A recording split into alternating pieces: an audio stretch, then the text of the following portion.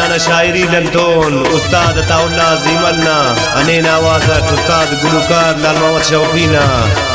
استاد عطاءالله نا رابطہ نمبر 03364159741.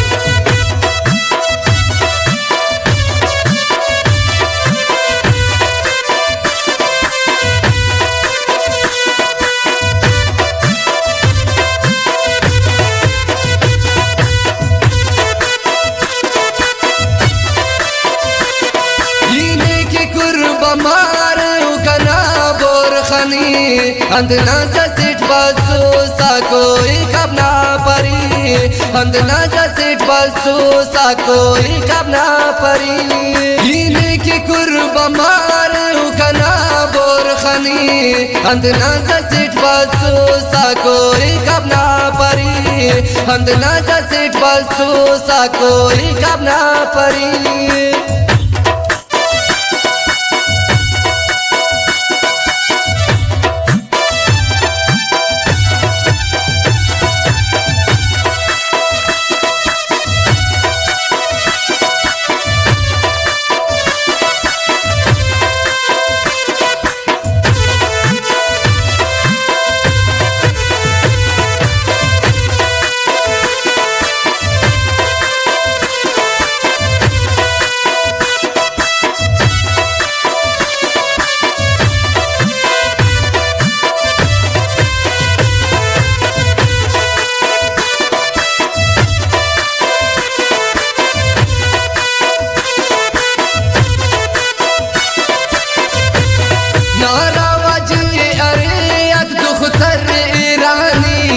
कुर्बान किन मरे वा कना बोर खनी कुर्बान किन मरे वा कना बोर खनी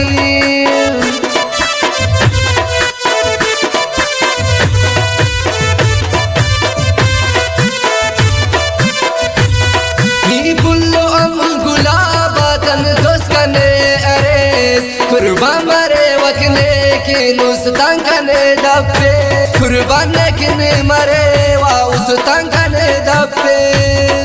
इन्हीं की कुर्ब मार कना बोर खनी अंधना सिट बसो कोई कब ना परी अंधना सिट बसो कोई कब ना परी.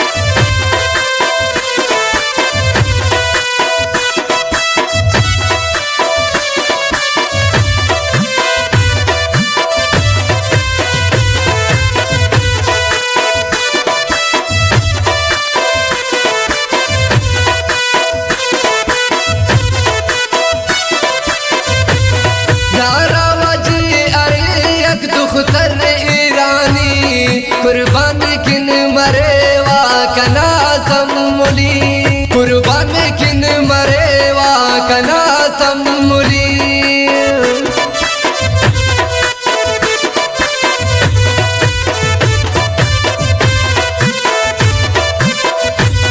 नारावाजी अरे एक दुख्तर ईरानी कुर्बान किन मरे वा उस तांदा पेश परी कुर्बान किन मरे वा उस तांदा पेश परी इन्हीं की कुर्ब मार कना बोर खनी अंधना सिट बसो कोई कब ना परी अंधना सिट बसो कोई कब ना परी.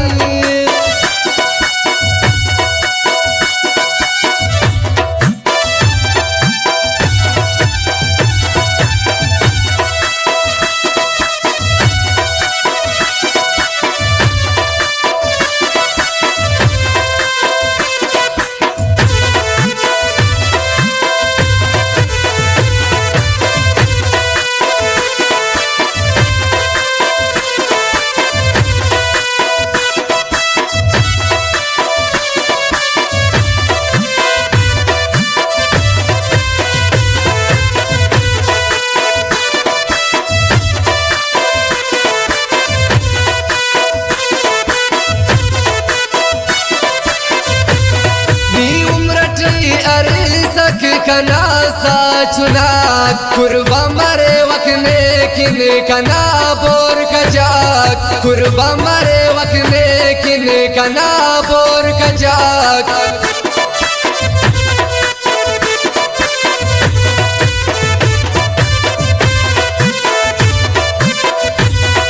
नी उम्रटी अरिसक कना सा चुना कुर्बा मरे वकने किन कना बोर कजाक कुर्बा मरे वकने किन कना बोर कजाक इने की कुर्बा मार कना बोर खनी अंदना सिट बसो सा कोई कब ना परी अंदना सिट बसो सा कोई कब ना परी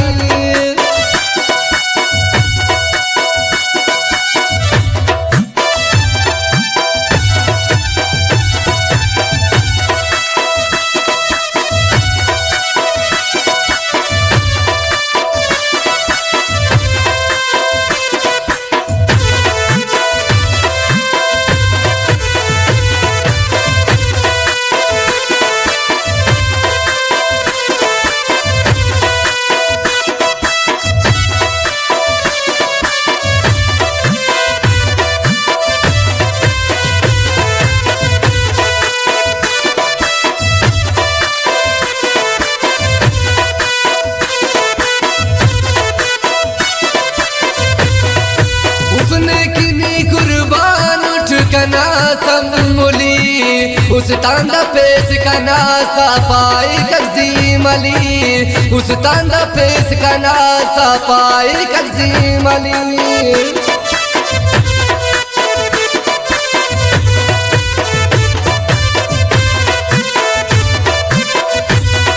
उसने किनी कुर्बान उठ कना जिंदगी उस तांदा पे सकने पाई कज़ीम अली उस तांदा पे सकनी ने पाई कज़ीम अली इने की कुर्बा मार कना बोर खनी अंदना सिट बसो सा कोई कब ना परी अंदना सिट बसो सा कोई कब ना परी।